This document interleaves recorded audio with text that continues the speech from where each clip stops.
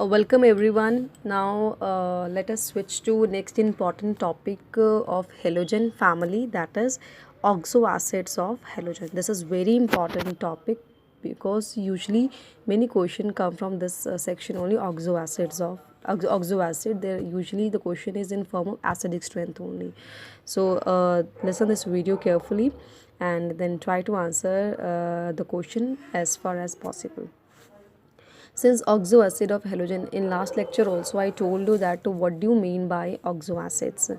Oxoacids means the acid which is having this OH bond. If any since oxoacid we are studying of halogen, so mean there must be one halogen.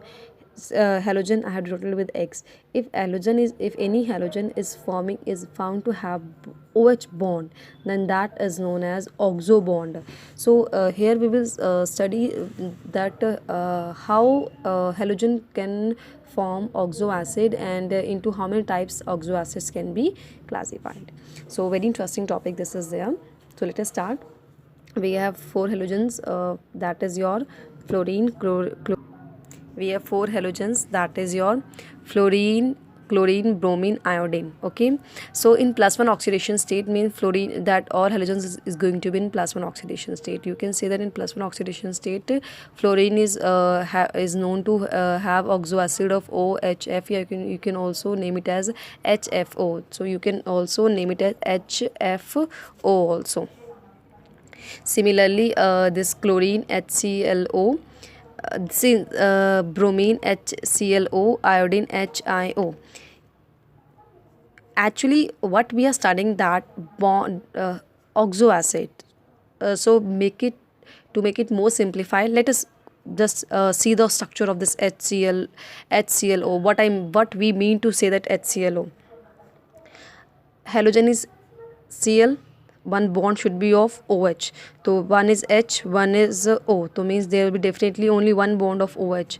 So here halogen, that is chlorine. Chlorine, how many valence electron it have? It has 7 valence electron. 1, 2, 3, 4, 5, 6, and this is your 7th valence electron. So one OH having its one electron. Oxygen, we know that it form two bond. One electron is with hydrogen, one electron is with chlorine. So one bond is with OH, so remaining electron pending will be 6. So 6 electron are going to form 3 lone pair. So this is a structure of your HClO. First of all, the halogen which are found in +1 oxidation state, they are known by the name hypohalous acid. They are known by the name of hypohalous acid. For example, this will be known as hypofluorous acid. This will be known as hypochlorous acid. This will be known as hypobromous acid, and this will be known as hypoiodous acid. Similarly, in +3 oxidation state, fluorine is just known to have only one oxoacid. So +3 oxidation state, HClO2, bromine, iodine is not known to have oxoacids in +3 oxidation state, and they are named by this halous acids. I mean this will be known as chlorous acid. +5 HClO3, HBrO3. So +5 means this oxidation state is going to be 5. You can check it out. Oxygen -2 and hydrogen +1. So 3 2 is a minus, 3 2 is a -6, -6 + 1 5. So here is +5 oxidation state. This is known as halic acid, and the last is +1 oxidation state. It is known as perhalic acid. So now one by one we will going to do the structure of these all acids. So I am taking here second acid I am taking over here is halous acid, means chlorous acid I will take. So chlorous acid means center halogens will be chlorine.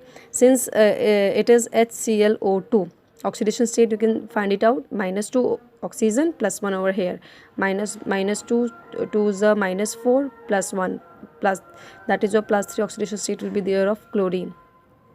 So let us now let us learn how to draw its structure. Central atom will be chlorine. This HClO.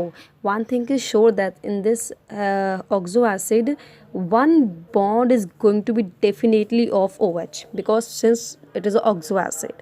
So here oxygen is 2. So one is oxygen is used over with the OH bond, so one oxygen is remaining, so means this type of configuration it is going to have. So chlorine I have taken, so one bond I just kept for OH. Now the next bond left is oxygen. Oxygen always form double bond, so one double bond I have given over here.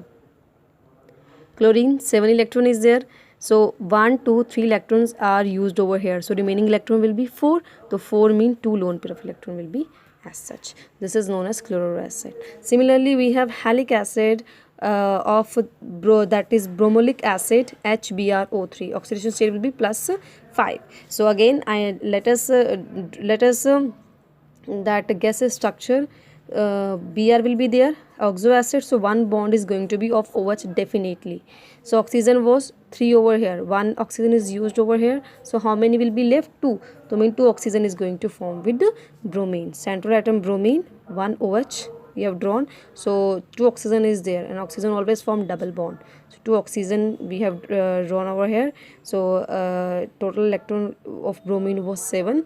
Valence electron, so 1 2 3 4 5 electron is used, to remaining electron is 7 minus 5 2 lone pair of electron is shown over here. This is known as bromolic acid. Now last is your chloric acid or perhalic acid. Here I have taken example of HClO4. Again, just to draw a structure, what you need to draw is that HClO4, so one bond of Cl is going to, one OH will be there because it is oxo acid, so remaining oxygen will be 3. So chlorine over here, so one bond of OH used over here, so 3 oxygen is there, so 1 2 3 oxygen, so all 7 electrons are used in perhalic acid.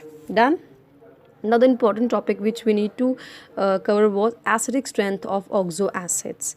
So let us see that what is the trend of acidic strength in oxo acids of same halogen and different halogen. In this case we have taken different halogens. First is chlorine, then bromine, then iodine. So if we have to compare the acidic strength, then the hypochlorous acid, then hypochlorous acid is more acidic than hypobromous than hypoiodous acid. You can reason it very simply. Acidic strength means tendency to release H positive ion. As you can see that this chlorine is far more electronegative than this bromine iodine.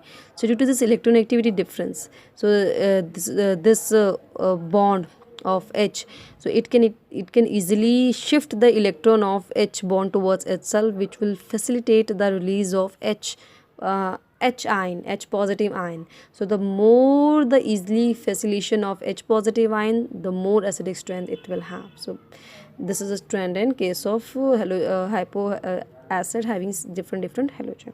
Now let us discuss the acidic strength of same oxohalo acid, but having same halogen but different oxo acids are there. I have taken here example case of chlorine only. HClO, HClO2, HClO3 on all oxidation state. So here the trend is little different. This is the last one, which is in highest oxidation state. It is more acidic, followed by +5, followed by +3, and followed by last finally +1. Now why the case is so as such, we have to answer this.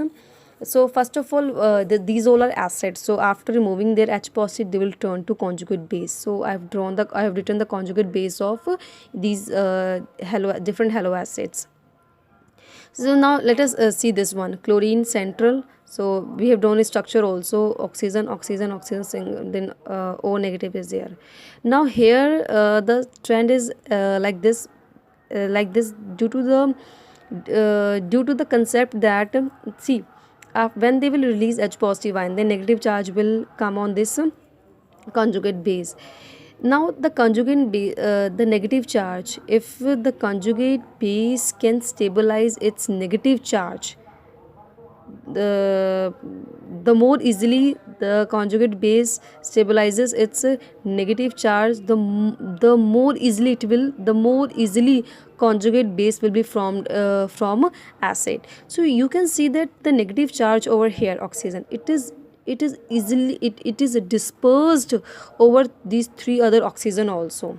You can see that negative charge can be dispersed in a different ways in each oxygen. So means here this negative charge is stabilized more as compared to this, as compared to this, because here oxygen are 4, here oxygen are 3, 2, 1. So means more the number of oxygen atom, more is the dispersal of negative charge. So more the dispersal of negative charge, more is the acidic stability, and hence more is the acidic strength. Now the next is interhalogen compounds. Since the name is interhalogen compounds, means there will be two compound, there will be bi, you can say that bimolecular, there will be two halogens combining with each other.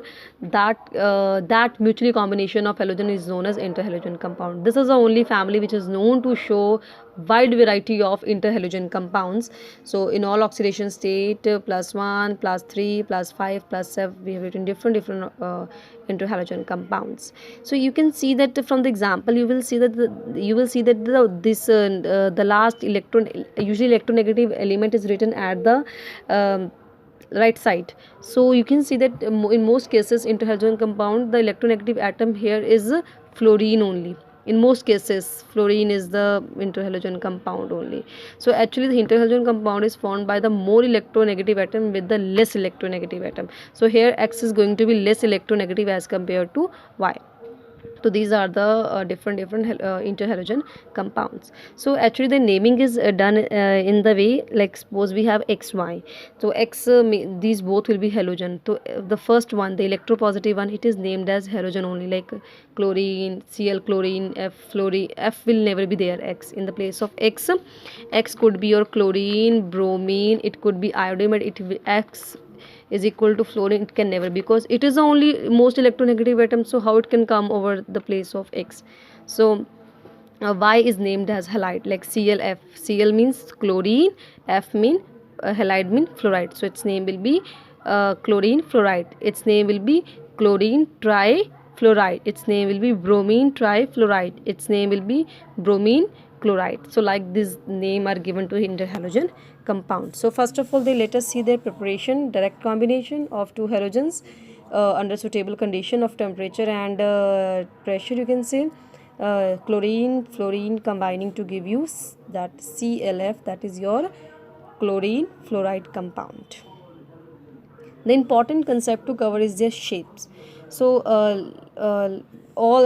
now your homework is to now what you have to do, you have to do practice of drawing shapes of each and every halogen, each and every interhalogen compound.